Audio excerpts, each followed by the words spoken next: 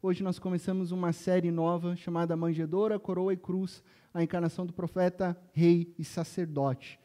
Nós estamos na estação litúrgica chamada Advento, uma tradição de séculos atrás nos ajuda a compreender e a manter o nosso coração cheios de expectativas a respeito de Cristo Jesus. Por isso que nós fazemos o acendimento das velas aqui. Essas velas, elas não são mágicas. Essas velas, elas não têm nenhum poder nas velas. Não, essas velas, elas são um recurso, e eu encorajo, inclusive, você a manter a mesa da sua sala de jantar, talvez com essas velas, porque elas encorajam eu e você a esperar Jesus, a manter o nosso coração cheio de expectativa e alegria para o Natal. Então, Advento significa vinda de Jesus. Ele já veio, por isso nós celebramos o Natal. Mas a Bíblia diz também que ele virá para encontrar conosco. Então, a cada domingo, os 4 domingos antes do Natal, nós acendemos uma das velas roxas, né, que simboliza a realeza. E você vai perceber que aqui existe uma vela branca no meio, e ela é maior que todas, que é acendida na noite de Natal, quando nós estamos reunidos em família e adoramos a Deus em comunhão, fazemos uma oração de gratidão, porque essa vela maior é Cristo Jesus, ela representa Cristo Jesus, a luz do mundo. Então, essa prática de tradições antigas nos ajuda a preparar o nosso coração liturgicamente. Clima de Advento, espera, expectativa, alegria, uma série natalina, chamada Manjedoura, Coroa e Cruz. Ao longo das reflexões dos próximos domingos, nós vamos mergulhar em alguns trechos dos primeiros capítulos de Mateus e vamos descobrir os ofícios de Cristo Jesus, profeta, rei e sacerdote. As Escrituras falam de Jesus como aquele que é a imagem perfeita de Deus. O verbo que se fez carne é a imagem perfeita de Deus, e isso está escrito lá em Colossenses capítulo 1, verso 15. Olha só o que o texto nos diz. Colossenses capítulo 1, verso 15. Ele é, Cristo Jesus, a imagem do Deus invisível, o primogênito de toda a criação. Jesus é a teofania suprema de Deus. Jesus é o reflexo perfeito do Pai. Esse bebezinho que vem ao mundo há 2000 anos atrás, a encarnação, o nascimento de Jesus, é o evento na história da humanidade sobre aquele que é a imagem de Deus. Aquele que é o verdadeiro profeta, aquele que é o verdadeiro rei, aquele que é o supremo e verdadeiro sacerdote. Por isso essa estação do Advento, o clima de Natal, é incrível, é maravilhoso, né? Eu vejo pessoas assim, pastor, eu amo o Natal. E sim, vocês devem amar o Natal, eu também amo o Natal, eu também amo tudo isso. Luzes coloridas, árvores enfeitadas, presentear uns aos outros, celebrar juntos em família, organizar, né, aquele final de ano, todo mundo ao redor da mesa, aquela ceia maravilhosa, pratos favoritos, né? Obviamente com exceção daquela uva passa no meio de coisa salgada. Por favor, esquece isso. Eu não sei de onde inventaram isso, desculpa se você gosta, mas, gente, você está comendo uma coisa salgada tão gostosa, daqui a pouco você morde aquela uva passa doce, beleza, né? Eu sei que tem o time dos a favor de uva passa e o time dos contra uva passa, isso a gente não vai resolver, bolacha e biscoito, não vamos resolver que lado se come a coxinha, enfim, fato é que isso é maravilhoso, família reunida, ao redor da mesa, tudo incrível, só que só faz sentido se nós estivermos reunidos ao redor da narrativa linda de um bebê na manjedoura. Aí fará sentido, porque o Natal, o sentido do Natal é sobre o nascimento de Cristo Jesus. O Natal é sobre o nosso Salvador. O Natal inicia o que a Páscoa celebra. Por isso há às vezes até discussões entre os teólogos reformados sobre qual seria o feriado cristão mais importante, né? Seria a Páscoa, quando Cristo Jesus morre e ressuscita? Ou seria como Calvino disse, mas sem o Natal, se Jesus não nasce, não tem Páscoa? E aí fica aquela discussão sobre, não importa, o Natal inicia aquilo que a Páscoa celebra. O bebê na manjedoura se torna o rei numa cruz. O bebê na manjedoura se torna o rei numa cruz. Manjedoura, coroa e cruz. E se o Natal é sobre Jesus, o Natal só será Natal verdadeiramente se compreendermos quem é Jesus. Às vezes tem pessoas que não gostam de Natal, tem aqueles filmes sobre o Grinch lá, odeio Natal, não gosto de alegria, não gosto de pessoas felizes. Muito provavelmente porque não compreendeu quem é Jesus e qual o significado do Natal. Quem é esse bebê maravilhoso que nasceu em Belém? Quem é esse bebê tão esperado, prometido nas Escrituras, desde o Antigo Testamento? Quem é Jesus, do qual a Bíblia fala que é a imagem de Deus? Esse é o tema de hoje, manjedoura, a encarnação do profeta. E eu quero te convidar a você abrir a sua Bíblia no nosso texto base. Ele será projetado aqui, Mateus capítulo 1, verso 18 ao verso 25, ou também você ligar a sua Bíblia, né? Hoje as pessoas têm em seu celular, né, o aplicativo da Bíblia, muito útil, nos ajuda a se conectar com Deus em todo momento. Mateus capítulo 1, verso 18 ao verso 25, diz assim a palavra de Deus. Foi assim o nascimento de Jesus Cristo. Assim que Mateus começa, né? É dessa maneira. Maria, sua mãe, estava prometida em casamento a José, mas antes que se unissem, achou-se grávida pelo Espírito Santo.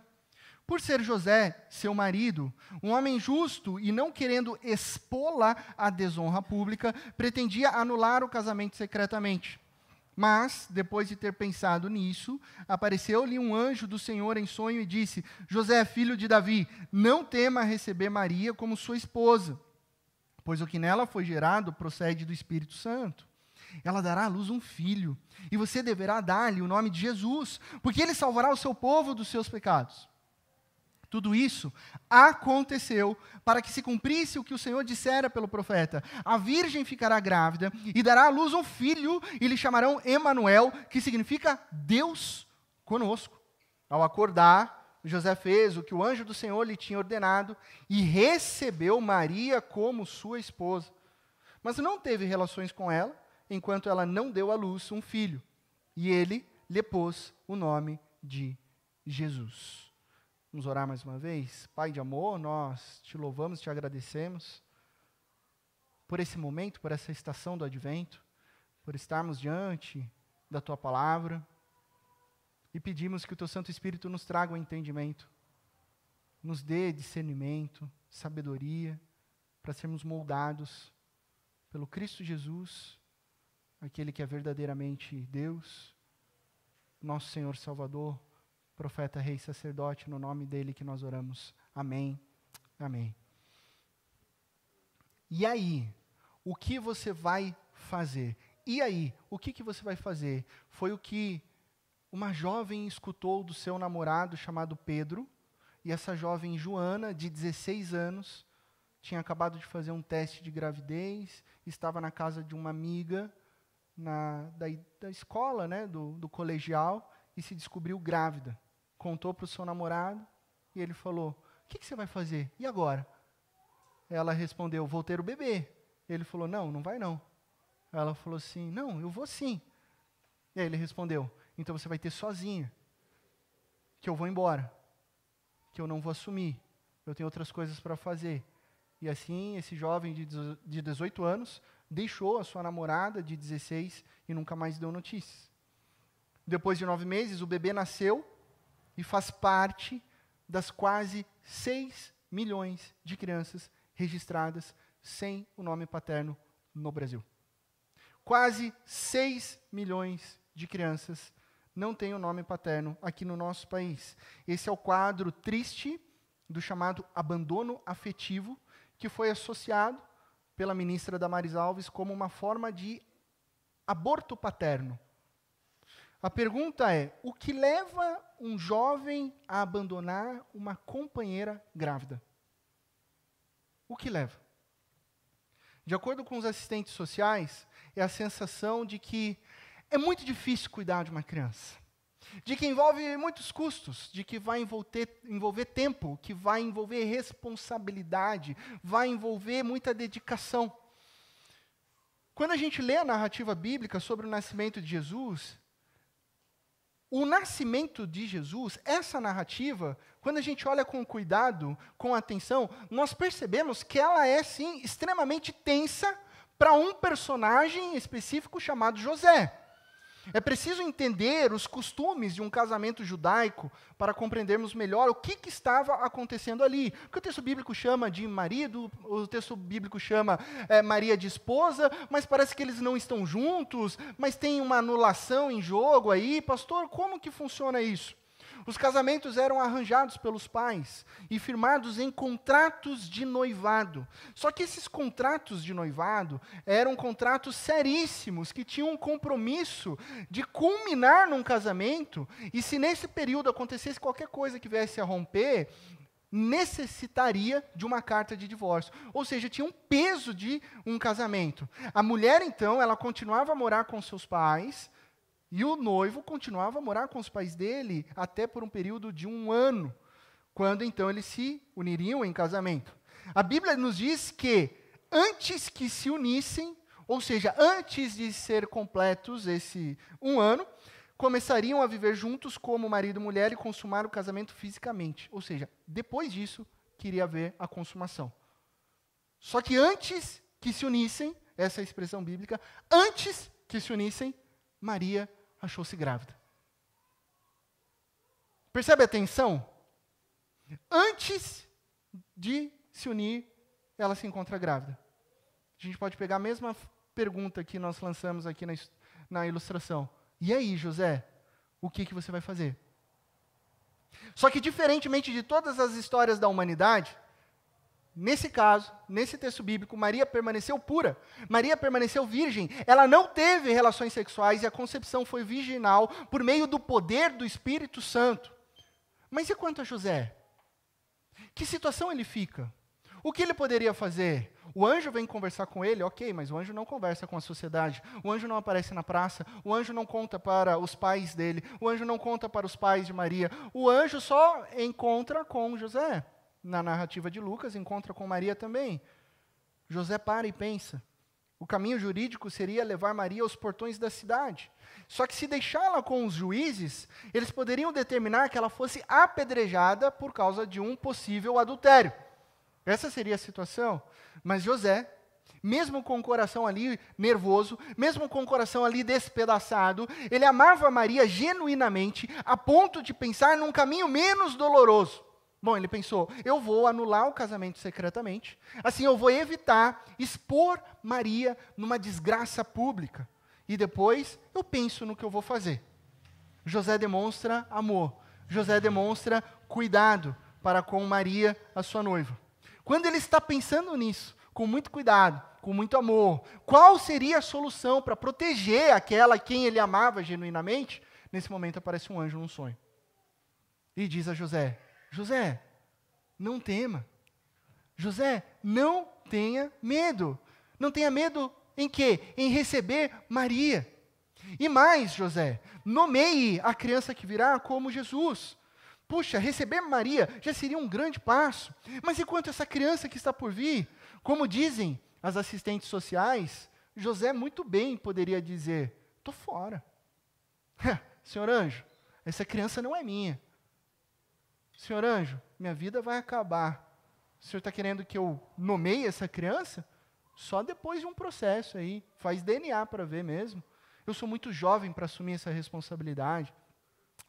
Maria que se vire. Eu não vou destruir o meu futuro com uma criança que eu não planejei. Essas são as frases que nós escutamos, infelizmente, nessa sociedade. Só que quando a gente olha para o texto bíblico, qual foi a reação de José? Qual foi a reação de José? José decidiu obedecer a mensagem de Deus. Ele decide obedecer Deus. É claro que haveriam mal-entendidos na comunidade. É claro que haveria muita fofoca. Haveria muita maledicência. Haveria muita conversinha em volta do poço, falando que Maria não prestava, que José era um idiota e por aí vai. José e Maria sabiam disso, mas José conhecia a verdadeira história da gravidez de Maria. E ele estava debaixo da vontade de Deus para a sua vida, e isso bastava. José acorda do sonho e imediatamente ele viola todos os costumes ao levar Maria direto para sua casa, em casamento. Ao invés de esperar todo o período de noivado, que era 1 ano, José pensa no que é melhor para Maria na condição que ela se encontra. José então traz a jovem Maria para casa e começa a começa a acompanhar, começa a dar toda a segurança para ela. E o texto bíblico deixa claro para nós que não houve relação sexual entre eles enquanto ela não deu à luz a Jesus. Agora pense comigo sobre essa incrível ação de José. José assume Maria. Nessas condições, nessa situação, que por mais que eles soubessem que era verdade, porque o anjo apareceu para eles, ainda assim tem a questão de sociedade. Mas ele assume Maria. José nomeia o bebê Jesus. E nomear uma criança, de acordo com os costumes judaicos, era uma tarefa extremamente sagrada. Era uma tarefa que cabe ao pai, um direito exclusivo do pai. Assim, ao nomear o bebê Jesus, o que José está fazendo? Simbolicamente, ali naquele momento, José está assumindo que aquela criança agora tem uma figura paterna. José está cumprindo as escrituras, que agora aquela criança é filha de Davi, ela está inserida numa família. Essa é a vocação de um pai, assumir a paternidade de uma criança que não é sua. Essa é a vocação de todos os pais. Ou vocês realmente acham que as nossas crianças são nossas? Que a minha Isabela que saiu ali é minha? Não, a minha Isabela é de Deus. Deus me deu a oportunidade de tê-la, mas ela pertence a Deus. A referência paterna é Ele. Então, vocação paterna é assumir essa responsabilidade de ser pai, de abraçar, de acolher, de proteger uma criança que pertence a Deus. E essa reflexão nos é necessária, nos é fundamental. Em tempos de abandono afetivo, de abandono paterno, de milhares de crianças sem registro ou sem a presença de um pai, de mães que foram abandonadas, que foram vítimas de um divórcio, mães que estão se desdobrando, 2, 3 empregos para sustentar as crianças, fazendo sacrifícios diários. O mundo precisa do quê? De Josés. O mundo precisa de Josés. Como assim, pastor Josés? A sociedade precisa de homens de verdade. Homens de verdade, obedientes à vontade de Deus. Homens que sejam exemplo de maridos em seus lares. Exemplos de maridos que, como Cristo se dá para a igreja, eles se sacrificam para suas esposas. Homens que assumam a paternidade de seus filhos. E digo mais, vamos uma camada mais profunda, preste atenção no que eu vou dizer. Homens leais, obedientes, chamados por Deus para se casarem com mulheres que sofreram um divórcio de um covarde, de um não cristão, que possuem crianças vítimas de um abandono afetivo. Deus chama homens para isso, para serem maridos cristãos, pais cristãos, que constituem uma família que honra e glorifica a Deus, assumindo a paternidade que é de Deus. Josés. Nós precisamos de Josés. É desafiador, mas que bênção é ser José. José estava com o coração ali a 1000 por hora. Ele ouviu do anjo que era Jesus, o Filho do Deus vivo. Como ser pai do Filho do Deus vivo? Já pensou na pressão? Mesmo assim, José falou: eu estou aqui, eu estou aqui. Eu vou fazer a vontade de Deus. Que bênção é ser José, ter um filho. Que bênção para nós é sermos pais. Que bênção. Quem tem ouvidos para ouvir, que ouça. Nossa sociedade precisa de Josés. Mas o ponto é que essa história, essa narrativa não é sobre José. Ainda que ela seja muito interessante. Essa narrativa é sobre um bebê. Um bebê que nasce em Belém da Judeia. Segundo o relato de Lucas, Jesus é coberto em panos e colocado numa manjedoura. Assim está lá no Evangelho de Lucas. No meio de tanta confusão, no meio dessa tensão entre o que José faz, o que José não faz, Maria, o como Maria se coloca ali, o medo daquela jovem de ser talvez apedrejada em praça pública, ela não sabe o que pode acontecer com ela também diz, sou serva do Senhor. No meio dessa confusão, um bebê maravilhoso não é colocado num berço de ouro, não é levado para o hospital, não tem uma enfermeira a seu dispor, não conseguiu vaga no AOC, nem no Santa Inês, não tem plano de saúde, não tem o mínimo de condições ali, são 2000 anos atrás, esse bebê não é colocado no berço de ouro, mas sim numa simples e humilde manjedoura. Isso significa o quê? Que o berço glorioso daquele que veio dos céus, não é como nós pensamos, é numa manjedoura humilde em Belém, e essa mensagem, ela é profética. Essa mensagem, ela é profética, porque o nascimento de Jesus, que envolve tantas situações assim que a gente não espera, não é um acidente. O nascimento de Jesus não foi um erro. O cenário do nascimento de Jesus não foi bagunçado e fora do governo de Deus. Pelo contrário, a narrativa de Cristo Jesus, ela foi planejada pelo Deus que está no governo de todas as coisas. Foi o cumprimento de uma promessa de 700 anos atrás, quando Isaías disse, lá no capítulo 7, verso 14, por isso o Senhor mesmo lhes dará um sinal, a virgem ficará grávida. Olha o sinal. Um sinal específico, a virgem ficará grávida e dará à luz um filho e o chamará Emanuel. 700 anos antes do nascimento de Cristo Jesus, lá no Antigo Testamento, Deus afirmou que a sua presença estaria com Jerusalém, para Jerusalém. Emanuel, Deus conosco. Agora o próprio Jesus encarnado, e poderia ter vindo como uma luz, poderia ter vindo como uma estrela, poderia ter vindo como um soldado adulto, poderia ter vindo em carruagens de fogo, mas ele veio como um bebê, e será chamado Emanuel, que significa Deus conosco. O nascimento de Jesus cumpre essa profecia.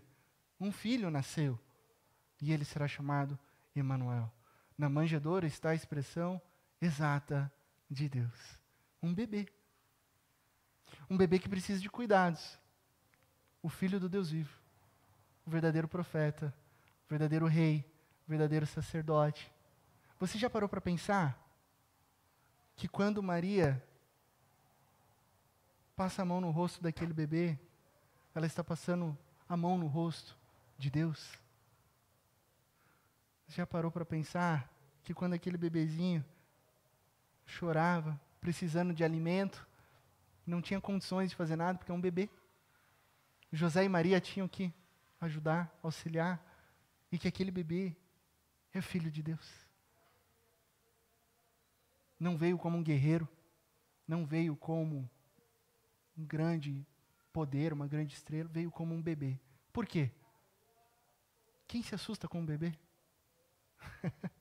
Quem se assusta com um bebê? Pelo contrário, bebês mudam o clima. Presta atenção. Final de ano, casa cheia, família, piada aqui, piada sem graça ali, conversa aqui, pergunta. Sabe aquela coisa bonita de Natal? Sei lá o quê. Daqui a pouco, às vezes, acontece uma discussão, né? Alguém fala uma coisa, não gostou, o tio reclama, o vô responde, o neto sei lá o quê, e aí daqui a pouco começa a ficar aquela situação tensa. Você quer saber como que se acaba com qualquer discussão? Entra com um bebê no meio, simples. Entra com um bebê no meio. Você não precisa dizer nada. Entra com um bebezinho pequenininho no meio. Todo mundo para e muda. Ah, que bonitinho, né? O mais ranzinza, o mais grandão, o mais fortão, ele fala, que coisinha bonitinha. Ele fala, filho. Eu lembro da primeira vez que meu pai viu minha filha. Eu nunca vi meu pai falar daquele jeito. Eu pensei, que isso? Esse é o poder de um bebê. Ele quebra toda a atmosfera ruim. Jesus vem como um bebê. E na manjedoura está a expressão exata de Deus. Na manjedoura está a palavra de Deus. O verbo se fez carne, habitou entre nós. Ou seja, Jesus é a palavra eterna de Deus que se encarnou, que veio ao mundo, que passou por aqui, que se identifica com a nossa história, se identifica com a sua dor, se identifica com o seu sofrimento, sabe o que nós passamos e veio aqui viver a vida que nós deveríamos ter vivido para morrer a morte que é nossa. Jesus é a palavra palavra eterna de Deus, a virgem grávida é um sinal de que o profeta, por excelência, chegou. Aquele que é boca do Senhor, aquele que diz e que fala a verdadeira vontade de Deus, investido de todo poder, investido de toda autoridade, investido com a presença divina para revelar quem é Deus, um maravilhoso e bom Deus. Por isso Jesus diz depois na sua narrativa adulta que quem vê Ele vê o Pai. Se cumpre as Escrituras, Deuteronômio capítulo 19, Moisés fala que virá depois dele o grande profeta, o maior profeta, o verdadeiro profeta. E olha só, os judeus olhavam para Moisés e achavam que Moisés era o maior dos profetas. Mas viria aquele que era maior que Moisés, Cristo Jesus, o verdadeiro profeta. Esse é o ofício profético de Jesus. E por isso que na manjedoura está a encarnação do profeta. E o nascimento virginal, a concepção virginal, não é apenas um capricho de Deus. Não é apenas um milagre de Deus para assim, tipo, uau, eu vou impactar a sociedade. Maria, sendo virgem, ficará grávida.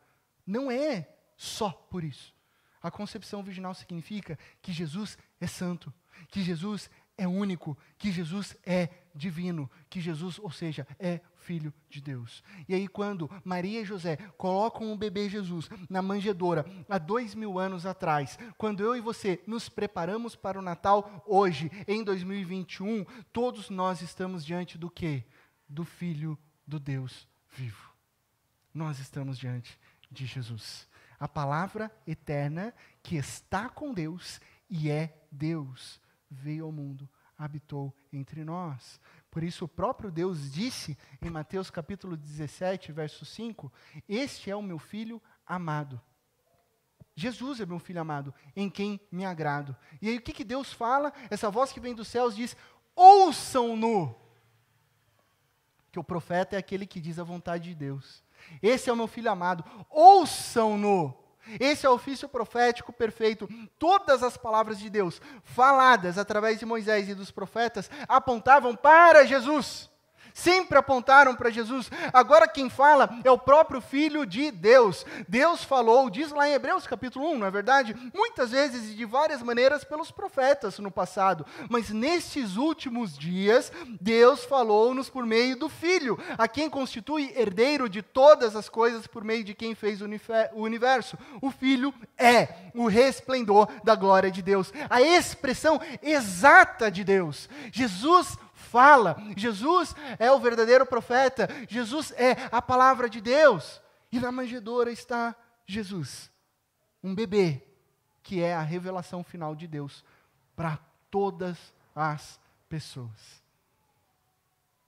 Jesus, o profeta, nasceu. Ouçam-no. A palavra de Deus é ouçam-no. E quando a gente olha para Mateus 17, você perceber, esse ouçam-no é um imperativo. Não é uma sugestão de Deus. Olha, se você quiser, você ouve Jesus. Se você não quiser, você não ouve. É uma ordem expressa. Esse é o meu filho. Esse é o profeta verdadeiro. Esse é aquele que foi predito lá atrás. Esse é o cumprimento da profecia. Ouçam-no. O que Deus está falando para mim e para você hoje é ouçam-no. Ouçam-no Jesus. Vamos ouvir Jesus. Ele é o profeta para as nossas vidas. Ele é o profeta verdadeiro. Ele fala conosco hoje. Concluindo, eu gosto de pensar que o anjo apareceu para Maria e disse, não tema. E ela diz, ok, sou serva do Altíssimo, que seja feita a vontade de Deus em mim. Ela responde positivamente. Hoje também aparece José e diz a mesma coisa. Não temas. As narrativas são distintas, de Lucas e de Mateus. Mas a única expressão que é exata é essa expressão, não tenho medo, não tenho medo.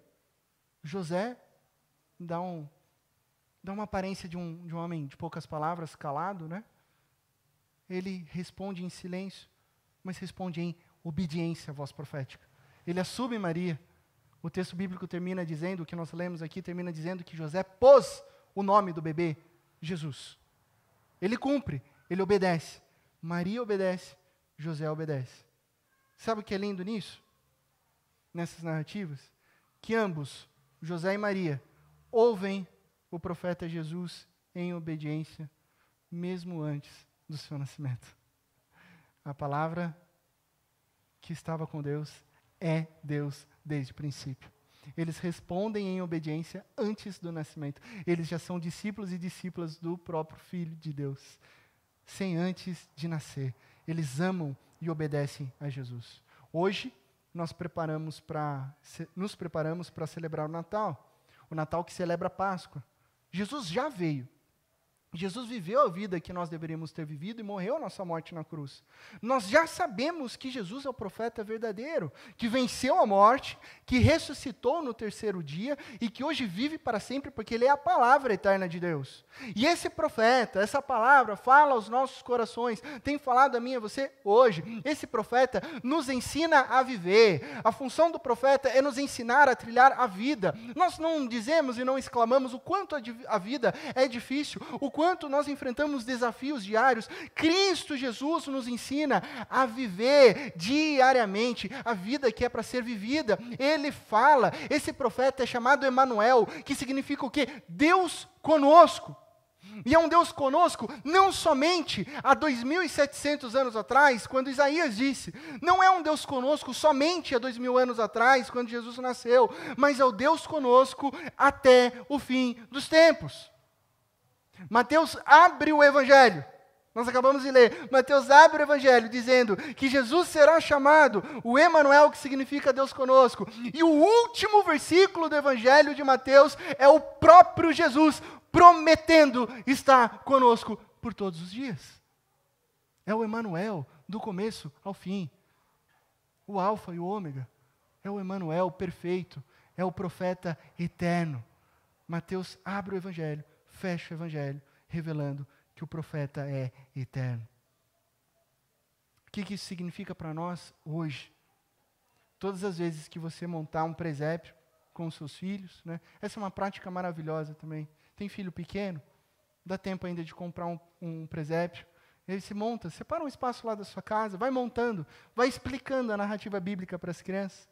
Eu não tenho crianças em casa, pastor. Não tem problema. Presépio não é para criança. Presépio é para todos que adoram Jesus.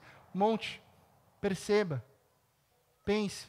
E toda vez que a gente colocar a manjedoura ali, toda vez que uma criança perguntar por que uma manjedoura, toda vez que alguém perguntar, essa história acontece em Belém, numa manjedoura, por quê? Você saberá responder que é sobre a encarnação do verdadeiro profeta. Você saberá responder que naquela manjedoura está a palavra eterna de Deus. O Verbo se fez carne. Jesus fala ontem, hoje e sempre. Jesus está falando.